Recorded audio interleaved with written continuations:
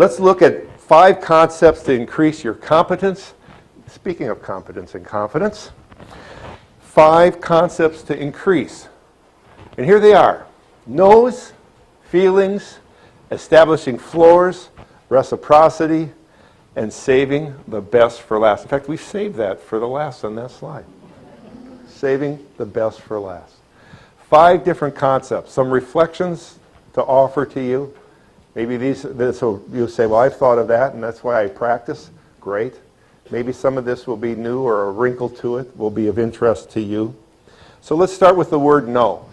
You know what? I think people run away from the fundraising profession, run away from the obligation or the opportunity to ask for money because they're afraid of a 2-letter word. What is that 2-letter word? It's no. Oh my God, they might say no if I ask them. I might be embarrassed. I might look foolish. My friend might get irritable or angry with me. Suppose I have to go back and tell my whomevers they said no. What then? We're afraid, so we never ask. In fact, there's lots of good fundraisers in this world that don't ask for money directly. It's too intimidating to look somebody in the eye and ask. But no's. It's because we think about no's in the wrong way. Remember back when we were talking about developing donors? How's it go? Developing donors, that it's a process, that it's a continuum, it's a long-term relationship in which we step into the midst of for the time we're participating with that organization, trying to facilitate good things. But it's time that we're working with, and by having a long view, we can regard complaints, we can regard words like no as these points of departure, as these opportunities. No's typically are not no's forever. They're no's for now. I don't know your organization well enough. Perhaps over time, I would reconsider if I got to know you better. My circumstances prohibit it. My business, my this, my that. They're no's for now. But if we respond to no's with this long view in mind, that it's a part of developing a donor and taking them somewhere, bring on the no's. A no's, in some respects, is as good as a yes. I'm going to tell you why in just a second. And when you're on a call, you should have more than one ask ready to make. So, John and Mary, would you do $50,000 over 5 years to help this very important aspect of our organization? Martin, we can't do that. We've got a lot cooking right now. We've got a lot of obligations. $50,000, even over 5 years, is too much for me. Oh. Well, John and Mary, given that, maybe the $25,000 level would work better for you. And you could spread that over 5 years, too. Oh, you mean $25,000 over 5 years would still be helpful to you in terms of what you're trying to accomplish? Indeed it would. I think we can manage that. We didn't get the one, we got the next. No, we can't do that either. Here's the power. It's a 3-letter word. Why? John and Mary. You know, I'm surprised. I'd like to better understand and appreciate why you're saying no. Is it what we're asking from you? Is it the amount? Did I say something that may have offended you? Is there something going on with our organization that's troubling you? Why? And then we listen. And it's amazing sometimes what people will say to us. They'll tell us why. They wouldn't have told us why if we wouldn't have asked. But what they'll tell us sometimes is incredibly, incredibly candid, intimate, and powerful. Why do they do that? They don't like saying no. They don't like disappointing us. Oh, I don't want to say no to Martin. I like Martin. Martin thinks well of me. I don't want him to think less of me. So then they give us this reason And oftentimes, it's very, very powerful. Something they would not have said otherwise. And in fact, they finished disclosing it. Our granddaughter is in her 3rd surgery now. It is every spare dollar the last 19 months has gone to little Lucy. And there's no end in sight, Martin. Our adult son, Johnny, he's in treatment the 3rd time in the last 2 years. We're trying to keep him afloat, help him get his act together. We don't know when this is going to end. It's taking a heck of a toll on us, and frankly, we're strapped financially. Martin, we'd help you if we could, but our company hasn't come out of the downturn yet. We're struggling. They give you this explanation. I'm no psychiatrist. I'm just an observer. I've had these experiences like you have. They give us this commentary. They finish, and then they realize something. I've just entrusted something very most important to me, to Martin. I hope he proves trustworthy. So we go back, we take it seriously. We take it with absolute trust and respect. We record it because, like me, I'm forgetful. And the next time I see them, guess what I'm going to talk about first? How's little Lucy? Were you able to somehow manage these challenges with your business so you could avoid laying off your people? I know that was such a serious concern for you. How's Johnny doing? Has he had some improvements? You're right back. Where are you? You're right back to that intimate moment. And you're sharing it with them, and what you're saying to them is, I care about you and what you care about far more than me. And we build these powerful relationships as a result of this. Now here's the thing. We shouldn't be doing this because we're fundraisers. We should be doing this because we're human beings. We're human beings, and we have a responsibility to love and care for others. But hey, be a great human being and you're going to be a great fundraiser. Be a great human being. Be the best human being you can be, and you'll raise lots of money along the way. So, rather than getting the $5,000 check, getting a disclosure like that, think about the implications in terms of fundraising down the road. Now you have this relationship it's got nothing to do with transaction. It has everything to do with what matters most to them. And gifts will follow. Gifts will follow. Yeah, sometimes it's hard to take no's. But with a longer view, we know that no's can lead to yeses, and no's lead to intimacy. Powerful, I think. Isn't that powerful? But, no's lead to yeses. True story. We had this luncheon during our campaign. Chancellor George's house with this donor, an extremely wealthy donor, given us some money, not that close to the university. We had done a study about a project. We know we needed a $10 million lead gift to get this project off the ground. That's a lot of money at UMSO. We've yet to receive a single $10 million gift, by the way. We haven't received a single $5 million gift, by the way. But we're working our way there. And so we had the appropriate people there at the luncheon, and it came to time, and I asked for it. I explained why and asked for it, that we were advised that we needed this, and this donor said, no. All my resources are tied up into these intricate trusts, and I just couldn't do that. You shouldn't count on me to do that. So then I said, well, I know you're excited about the concept of this building and what it can do for us, aren't you? Well, yes, I am.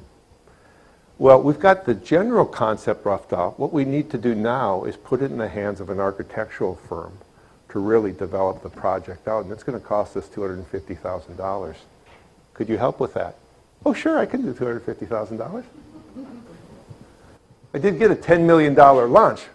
Got a $250,000 lunch. Not bad for an hour of lunch. So we should be ready to be talking about other kinds of gifts. They can't help us, Would you help us meet so-and-so? Would you make introductions? Can't help you now? Would you advise us on this or that? Can't help us now? Might we come back a year from now, and if your circumstances have improved, could we then talk about your support then? So don't let no's stop you dead. Don't let no's prevent you from doing the work. Look at no's as these points of departure, these opportunities for exploration, these moments for intimacy. Okay, feelings. Remember that song in the 70s? Has anybody alive in the 70s besides me? Feelings, whoa, feelings. Feelings. We're human beings, we have feelings. We bring feelings into every activity of our lives, don't we? We bring feelings into our donor activities. I've talked about I bring fear. I also bring what I would call nervous energy. My adrenaline gets pumping. When I came in this morning, Shannon, who's been very helpful for us, one of our staff at St. Louis Public Radio, said, "Martin, you need a cup of coffee?" Heck, no, I don't need a cup of coffee. I mean, my adrenaline is spouting out the top of my head as I speak. I just need to find a place of calm and try and collect myself. I'm dating myself, but in high school I played football and basketball. Football I played offense and defensive end. And winning team, it was fun. But I remember going into those games, the closer we got to game time, and on that day, the closer we got to the game, how this energy would be building in me. And it was like I was aware of it. I didn't know what to do with it. We'd go out into the field, and we'd go through the calisthenics, and then we'd run a few plays. And then finally, the kickoff would begin. And after 2 or 3 head-on collisions with the guys across the line of scrimmage from me, it was like, all right. That nervous energy was gone. Now, I played basketball. I was a forward in basketball. We had a good team in basketball, too. And I remember having that same built-up energy out there doing layups, taking shots, warming up.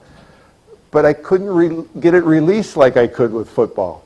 And it would take me longer to get into the flow of the game when that excess would melt away, and then we were rock and rolling as a team. Love to compete, I still do.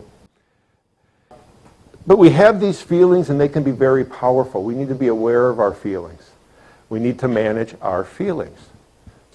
We talked about earlier, deep breaths, stretching, rehearsing out loud, reviewing the call, preparing thoroughly gives us confidence, and we can do better with our feelings.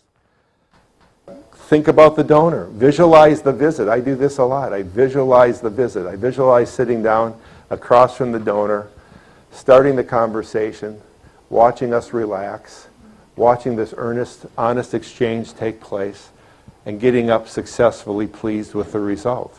I'll visualize that, and that helps me with these feelings. But here's another thing. No surprise, folks, or maybe it is a surprise. Guess who else has feelings? The donors have feelings. They've got big feelings sometimes. They might be uncomfortable because they know you're there for a certain purpose. And we prepare for that. We use that, by the way. I'll talk about that in a minute.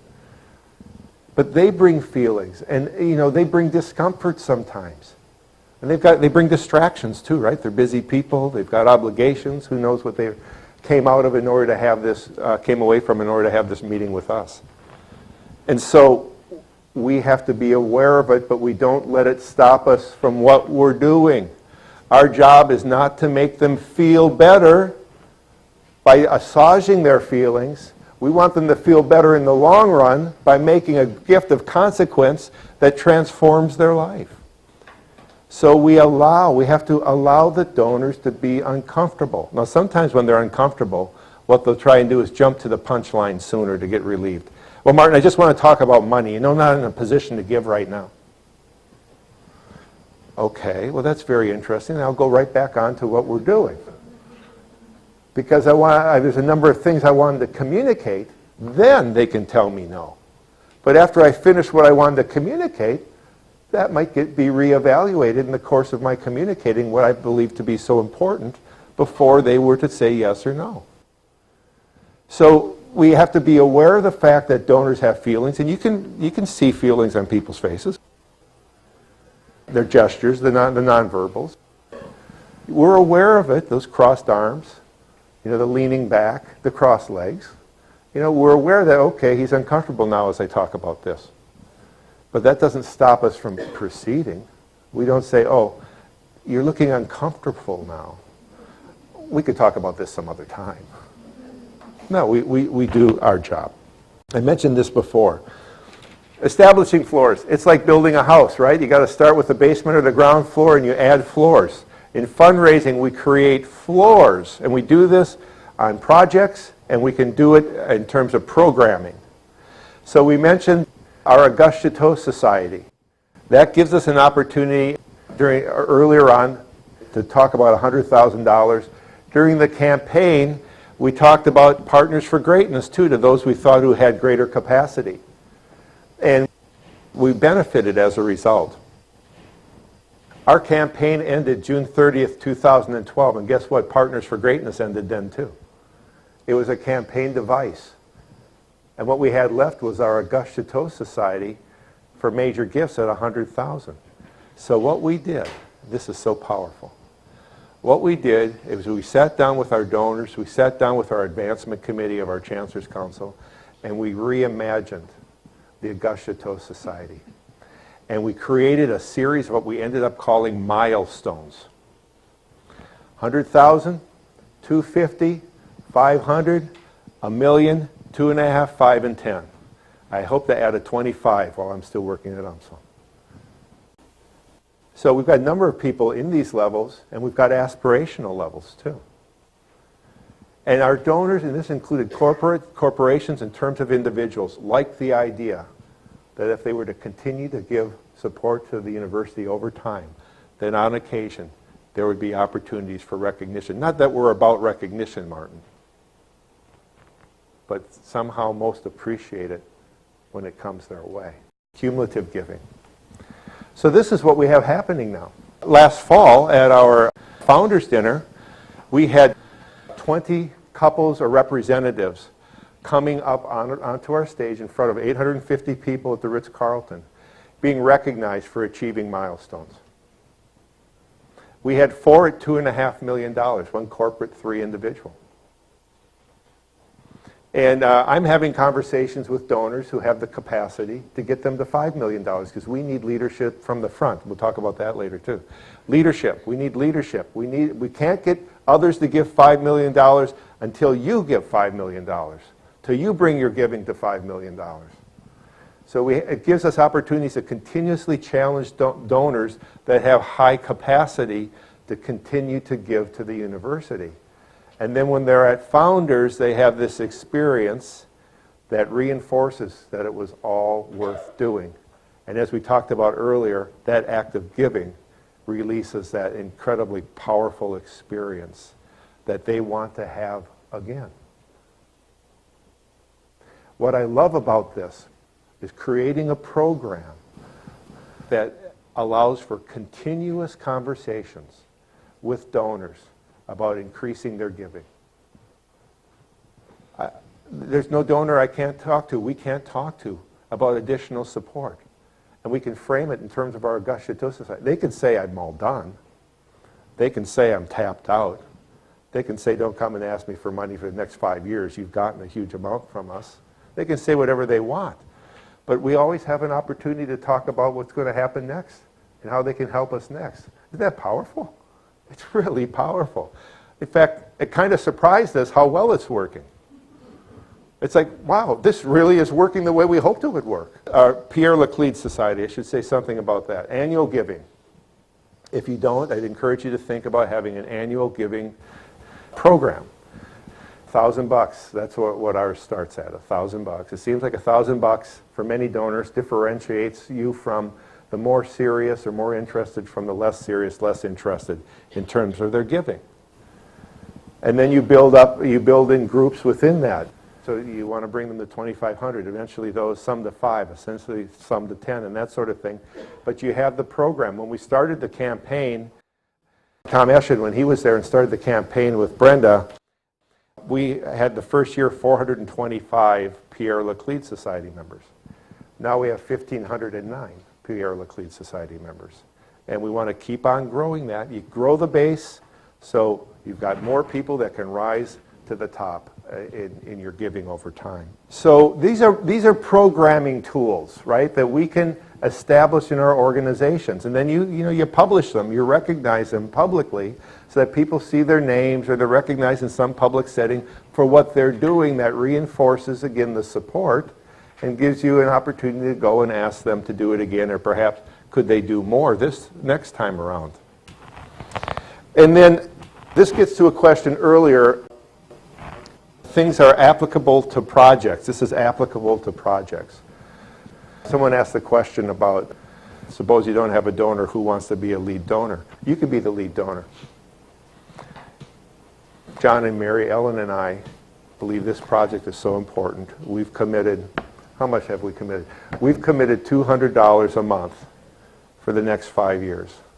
What's the math of that? That's 2,400 times 5. That's 90. What is that? It's a lot of money for us. Thank you. It's a lot of money.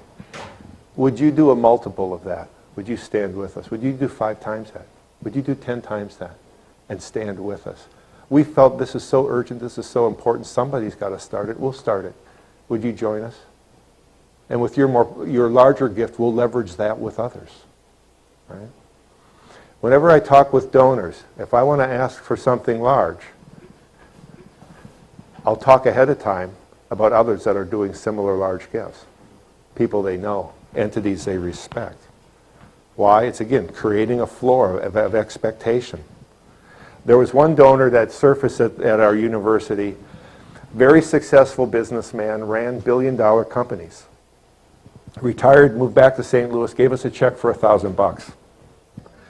One of our fundraisers at the time, was responsible for the beneficiary of that $1,000. Called the donor. Donor wanted to get engaged, just moved back into town looking for something to do. Donor began coming anywhere, he and she. And gradually we got to a point where we wanted to talk about the major gift. So there was a group preparing this, and I was going to be the person on the call to ask for the gift. And we had the college dean, we had the fundraiser, we had a couple others of our team helping put this together. And they brought in a set of options. These were for naming opportunities. And there was one at $250, a couple at $500, a couple at $1 million, $2 and $3. And I said, what are we doing with any asks here below $1 million? We're only going to bring a document with $1 million or larger gifts. Why? This guy had the capacity, and he's demonstrating significant affinity. Why would we talk? The fundraiser said, well, this gift at $500, I haven't talked about the amount, but I've talked about it. He really likes that naming opportunity. I said, make it $1 million. That option became $1 million. We went and sat down with the donor. We only talked about millions, 2s, 3s, and 5s. Well, the donor chose the lowest of the numbers. Guess what he chose?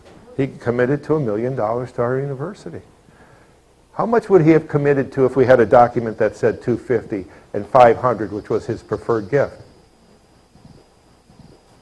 You do that based on knowledge of the donor, but we establish floors. Floors create this baseline of conversation, an expectation we bring to the donor. I had a donor once who we asked for $1 million. This is a true story.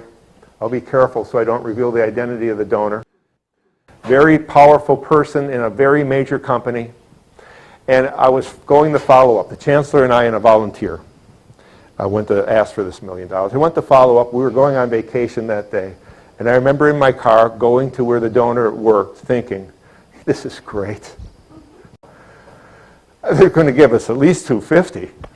I'm going to go off on vacation with $250, $500, maybe the whole $1 million. This is how I was thinking, idiot that I am. I get there, and she said, after the pleasantries, Martin, I've never been so upset in my life than when you had the audacity to ask us for $1 million. You know what I thought? I can't use the word. Holy crap! I apologize. That's what I thought. And then I thought, well, here we go. I said to this donor, I'm so very sorry. The last thing I ever would have wanted to do, we ever would have wanted to do, was offend you and upset you. And you know what? I noticed these, the tears. She gets up from the conference table. She goes over to her desk. She grabs a couple Kleenexes. She comes back. She sits down and she says, "I've never ever cried at in my workplace before." Well, you are now. She goes like this. I said to her, "Look it. We asked you for $1 million." I said, first of all, we're new at this at UMSL. We don't know our donors well enough. If we knew you better, maybe we would have asked for something that wouldn't have offended you. I said, but you know what? You're in the business journal once a year for the amount of money you make. It's a matter of public record. She says, I wish they wouldn't do that. I said, it's a matter of public record. You know, the next person we go to, if we wouldn't ask for $1 million, they might be offended. I'm so sorry. And then she says that what it was really all about was what this induced in terms of her relationship with her husband. Here's a lesson for you. It's a lesson for us. We hadn't involved her husband in any way in our considerations, as a volunteer, any of it. He couldn't comprehend the idea that they would do $1 million for UMSL because he had no connection at all. And it put this strain on their relationship because she wanted to do it. She wanted to be responsive. So I said to her, and she said this to me, you remember this thing about the power, about what people will disclose to you that you have to treasure? I said, whatever you do, I assure you, we will honor you and respect you. They did $100,000. They've done more since. And twice since then, she made the comment, someday, Martin, I want to come back around to what we had talked about. All right. Powerful stuff. All right. Reciprocity. What's reciprocity? It's the powerful social expectation that transpires when one gives favors or gifts. Reciprocity. Anybody ever read the book Psychology of Persuasion by Dr. Robert Cialdini, Cialdini? Anybody? Read it. Or Google it. Go to YouTube and watch his 10, 15-minute interviews. Dr. Robert Cialdini, Cialdini. He talks about 6 powerful social forces that are at work in our relationships. And every one of them is applicable to our work. Reciprocity is first and foremost. So remember when I said we come bringing gifts, gratitude, and compliments? Why are we doing that? We want to engender this social pressure, the social reality called reciprocity. We come bringing a gift. We come bringing something of meaning, of perceived value to the donor. What the donor wants to do in turn is give us their undivided attention. Take us seriously. Consider what we say thoughtfully. So I encourage our people to bring things. It could be an article because we know they're crazy about one topic or another. It could be a book from one of our faculty in one of our colleges that we are representing. Like I said, it could be baseball caps. It could be a lot of things. It doesn't, we give these pins away everywhere. I mean, and then we put it on their lapels if they're willing. And they perceive that as having some intrinsic value, an extension of the relationship. Costs us $1 or whatever. So we bring gifts, articles, greetings. I'll bring the greetings of Chancellor George to somebody. And I'll bring it like the king himself. Chancellor George wants you to know, John and Mary, that if it wasn't for this conflict he had, he so much hoped to be here with you, and he wanted you to know how sincerely appreciative he is of what you have done for us in the past, and that you're taking this meeting with Martin, and will give serious consideration to what Martin and I are asking of you today. That's as good as a gift for some people. I was like, wow, if you're going to present it that way, that's like $1 million right there. Now, when you're building a relationship, this is really helpful. So if someone brings up a subject, you might be able to answer it, but maybe you don't know that you can answer it fully, so you say something like, oh, that's quite a question you've asked. And I could attempt an answer here. But let me go back, let me talk to the dean, let me talk to our star faculty member so-and-so. I'll gather the information, and I'll bring it back, we'll sit down, and I'll present it to you. What are they going to say? No, don't bother? They're going to say, oh, gee, he's really taking me seriously that he's going to do all that work. I guess I'm going to find the time to meet with him so that he presents that to me. After all, I asked. And what do we have? We have another opportunity to engage, and not only that, we're doing something he asked us to do. Knitting the relationship, using these social realities, these cultural forces. We use them to build relationships, advance the relationship. Ask for favors that have perceived value. Linda Lyle and I were in a meeting the other day with one of our donors, a major donor to the university, and we had asked this donor to clear his schedule, rearrange his time to go to Jeff City and to provide testimony to a Senate committee. He said at the time, I would be honored to do so. He cleared his schedule. We gave him materials. He studied them seriously. He had his 10 minutes in front of the committee. He delivered it. He came back and reported on it. You know what he said? He said, it was such an honor to do that for the university and for this project that I care so much about. So we asked a favor, right? And the favor had perceived value. His self-esteem was recognized by the very request. He cleared his schedule to make it possible because he thought it was so important. And that we would ask him to take on that serious role on behalf of the entire institution, for him, was something singular. So think about favors. They're very, very powerful. Okay.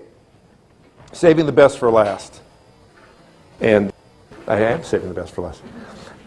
This is something that works for me. Maybe it's worked for you. If not, you might try it, consider it. I like to save the solicitation for the end of the meeting.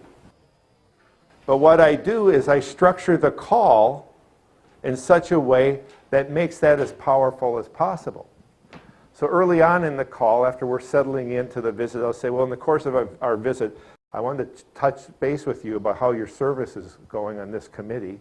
Is that satisfying? Do you feel you're being helpful? And I want to talk about your personal philanthropy. Man, guess what occupies their mind out of those three? My personal philanthropy. Martin's coming to ask me for money. What's he want now? How much? For what purpose?